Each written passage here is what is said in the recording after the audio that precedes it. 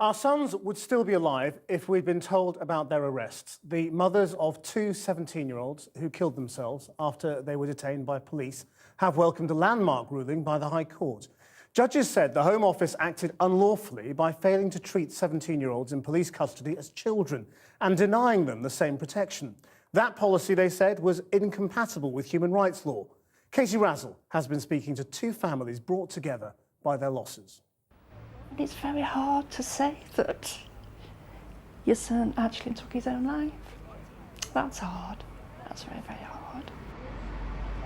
We know that if we'd have been there, we would have been able to help him and he'd be here now. Two families united by horribly similar tragedies, grieving the suicides of their sons. Edward Thornber hanged himself after being caught with 50 pence worth of cannabis. We previously featured the case of Joe Lawton, who shot himself 2 days after he was stopped by police for drink driving. Because both were 17, neither family was told their sons had been in police custody. Today came vindication at London's High Court.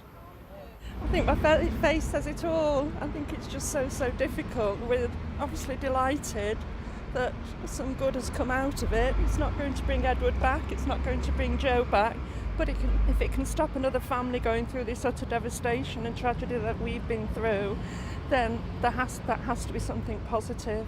That positive, the court said 17-year-olds should get the support of a parent or other adult if they're arrested.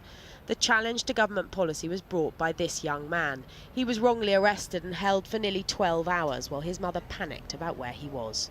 The judge was clear. The law must change. 17-year-olds in detention should not be treated as adults.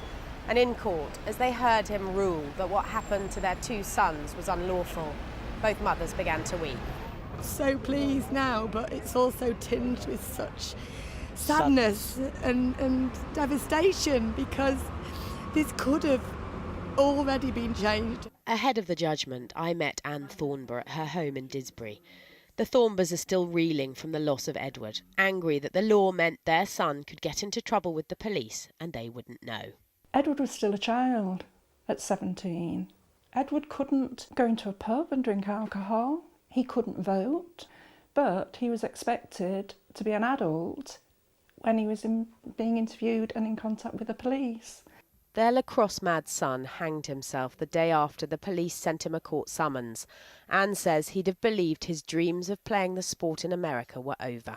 Edward went and actually bought the cord in a supermarket. The police came and told us that Edward was dead and that he'd hung himself in some woods nearby.